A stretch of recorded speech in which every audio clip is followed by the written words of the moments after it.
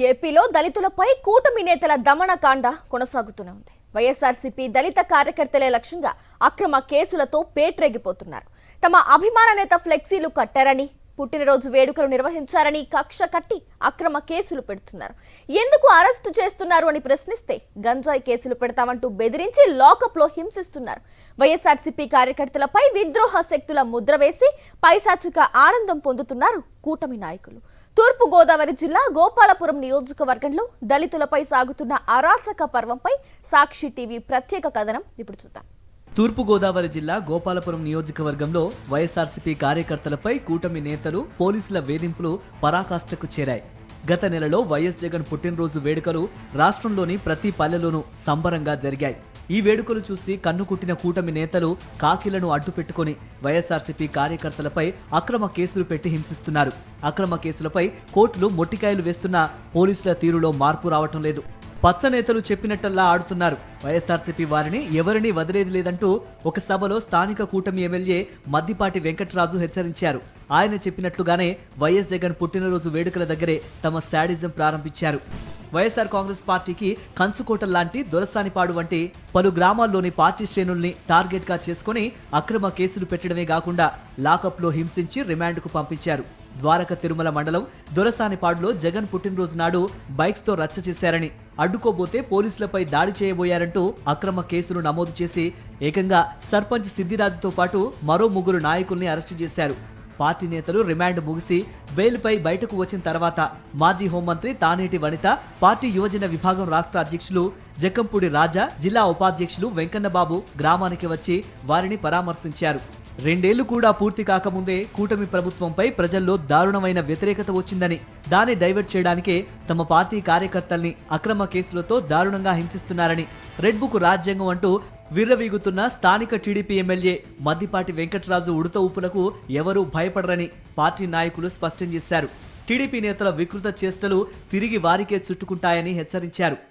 మా కార్యకర్తలకి, నాయకులకి ఏదైనా కష్టం వస్తే వాళ్ళకి మేము అండగా నిలబడతాం. వాళ్ళ తరపున మేము పోరాటం చేస్తాం. మేము చేసిన తప్పు ఏదీ లేదని చెప్పేసి ఎప్పుడైతే ప్రజలు నమ్ముతారో ఖచ్చితంగా ప్రజలందరూ కూడా మా నాయకుల్ని, కార్యకర్తలను ఆదరించడానికి వాళ్ళు కూడా సిద్ధంగా ఉన్నారు.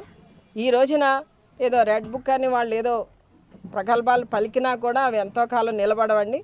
ఈ రోజున ప్రజలందరూ కూడా వాళ్ళని ఏ విధంగా చీకొడుతున్నారో వాళ్ళకి అర్థమైంది.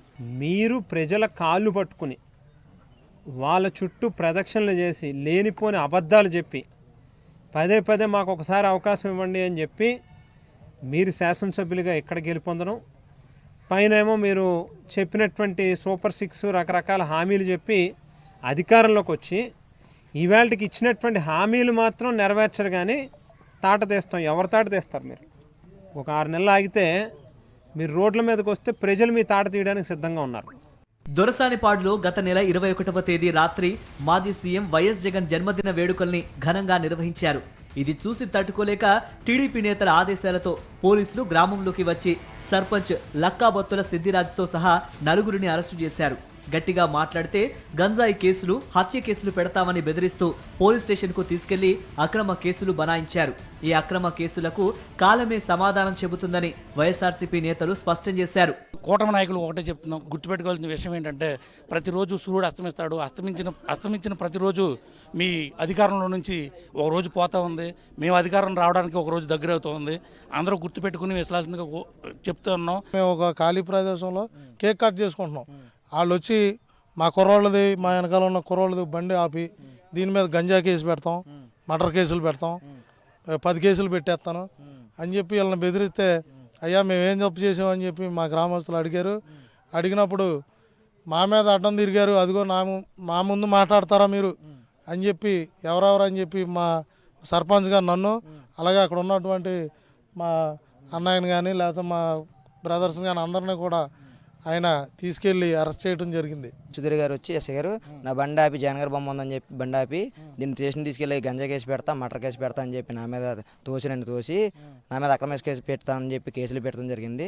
మమ్మల్ని తీసుకెళ్ళి రిమాండర్కి తీసుకెళ్ళి అక్కడ జైల్లో పెట్టడం జరిగింది. మమ్మల్ని చాలా ఇబ్బందులు పెట్టారు. ఎస్ఐ గారు సుధీర్ గారు కొట్టడం జరిగిందండి. ఆయన ఇష్టం వచ్చినట్టు చేశాడు. మర్డర్ కేసు పెడతాను లేకపోతే గంజాయి కేసులు పెడతానని చెప్పి ఆయన ఇష్టం వచ్చినట్టు మాట్లాడి చేస్తాం జరిగింది. స్థానిక సంస్థల ఎన్నికలు రాబోతున్నందున నోటిఫికేషన్ నాటికి గోపాలపురం నియోజకవర్గంలో బలంగా ఉన్న వైఎస్ఆర్సీపీ నేతలు కార్యకర్తల్ని జైలుకు తరలించి ఎన్నికల్లో అక్రమంగా గెలుపొందాలనే ప్రయత్నాలు జరుగుతున్నాయనే కామెంట్స్ వినిపిస్తున్నాయి. ద్వారక తిరుమల మండలం వైఎస్ఆర్సీపీకి కంచుకోట లాంటిది. అందుకే ఈ మండలంలో పార్టీ క్యాడర్ను ఎలాగైనా దారికి తెచ్చుకోవాలనే కుట్రపూరితంగా టీడీపీ నేతలు ప్రయత్నిస్తున్నారనే చర్చ మొదలైంది.